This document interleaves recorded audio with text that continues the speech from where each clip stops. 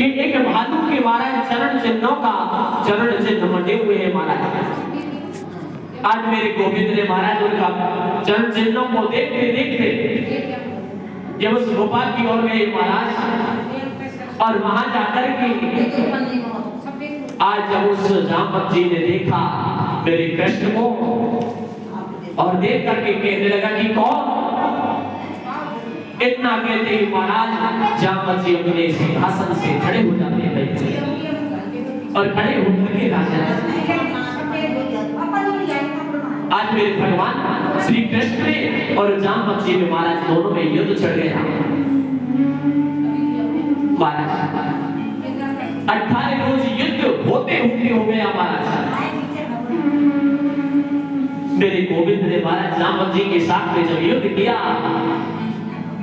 तो जामवंत जी की एक एक नसों को महाराज ढीला कर दिया। जामवंत जी हाथ जोड़ करके कहने लगे कि हे स्वामी कि मैं आपको समझ गया हूँ, आप कौन हो? आप तो मेरे कोई राघवेंद्र भगवान हो ना। जैसे महाराज जब कहा और महाराज जामवंत जी ने क्या किया, उस मणि को लेकर के महाराज अपनी पुत्री से और भगवान को दे दिया कि हे गोविंद आप ये तो इस मणि को लीजिए और ये मेरी पुत्री को लीजिए स्वामी।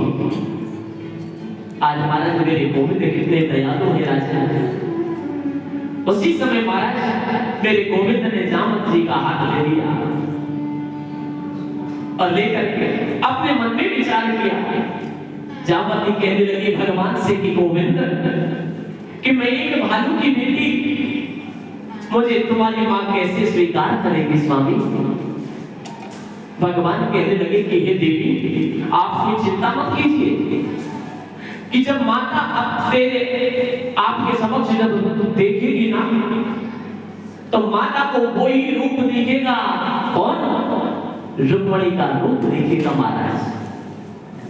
आज जैसे महाराज यहाँ दूसरा विवाह मेरे गोविंद के साथ में जामवंती का हो गया और तीसरा विवाह महाराज आज मेरे गोविंद ने क्या किया महाराज, उस मणि को लेकर के और इधर सत्राजीत को उस मणि को दिया जाकर के हे सत्राजीत ये आप अपनी मणि लीजिए क्योंकि मेरे ऊपर ये झूठा कलंक था और मैं जब मेरे ऊपर झूठा कलंक लग जाता है तो मैं उसे मिटाने का अवश्य उपाय करता हूँ महाराज।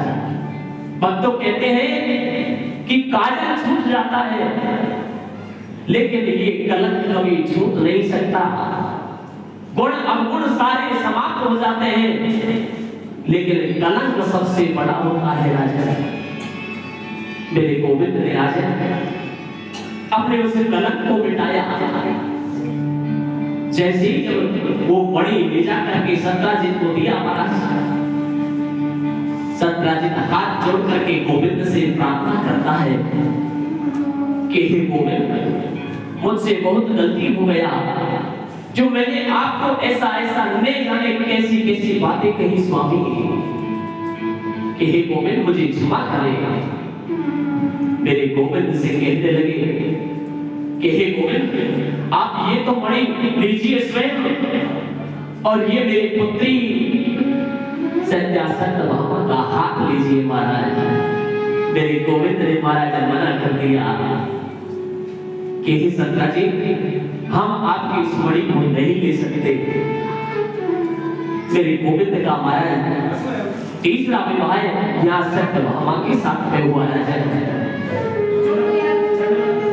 आगे चलकर के श्री सुखदेव जी महाराज कहते हैं कि राजा परीक्षित राज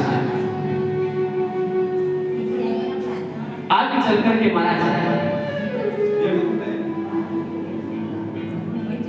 एक बिंद और अरविंद नाम का राजा है। आज महाराज उनकी एक बहन है महाराज, उनकी एक बहन है। आज महाराज क्या होता है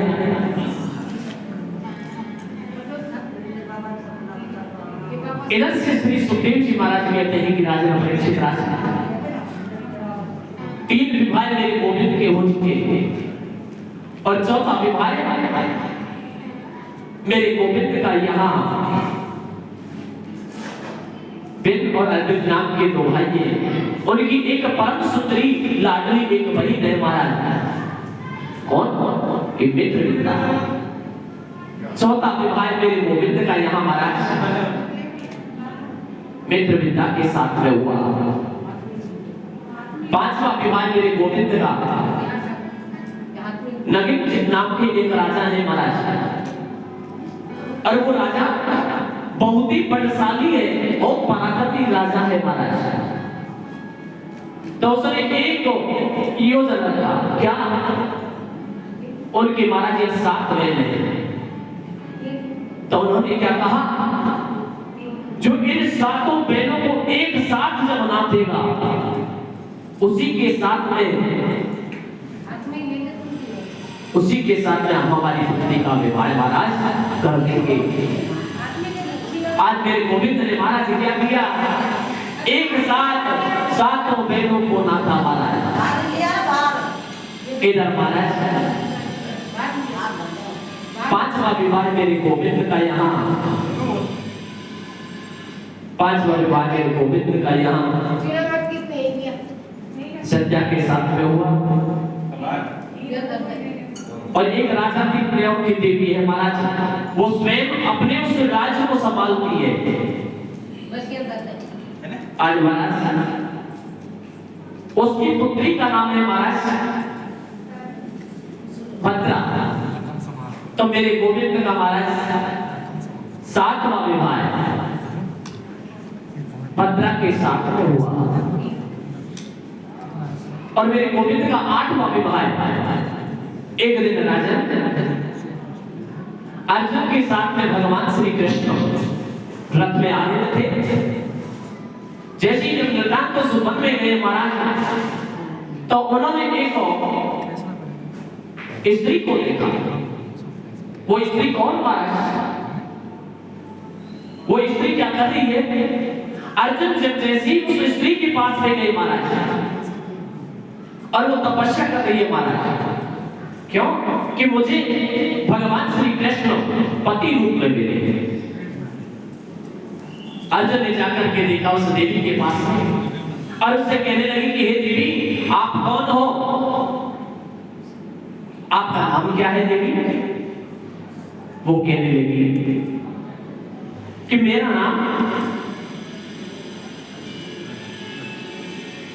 नाम कालिंदी है। कि देवी आप इस वृत्तांत में अकेली क्यों बैठी हो? कि मेरा तनया तप करो और कालिंदी मम नाम, कैसे रूप को वर्ण की ये अभिलाषा।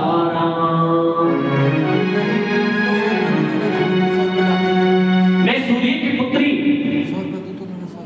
यमराज की बहन कालिंदी, मैं भगवान को पति रूप में वर्णन करना चाहती हूँ, इसलिए मैं तपस्या कर रही हूँ।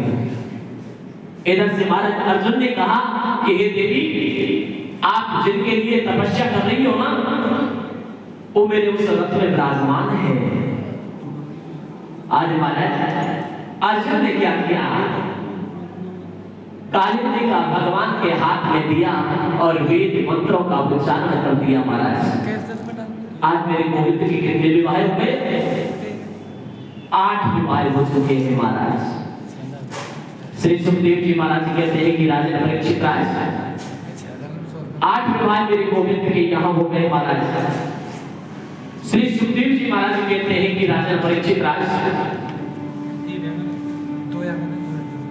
कहते हैं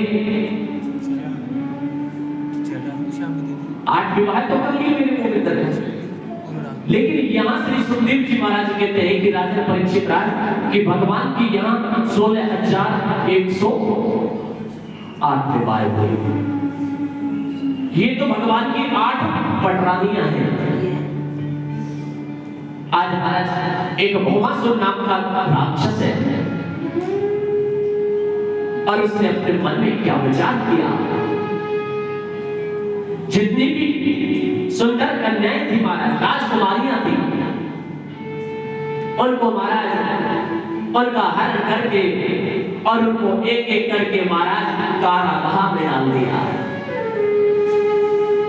कि जब ये 16,108 जब ये हो जाएंगे ना, तो मैं विधिवत विधि से इनके साथ में विवाह करूंगा। आज महाराज इधर से भगवान के द्वारा तारक के द्वारा जब पता चला महाराज, तो मेरे गोविंद स्वयं आए और आकर के महाराज उस भौमासुर का वध करके, और जितने भी कारागृह में महाराज वो देवियां थी, राजकुमारियां थी महाराज, उनको मुक्त करवाया और मुक्त करवा करके महाराज वो देवी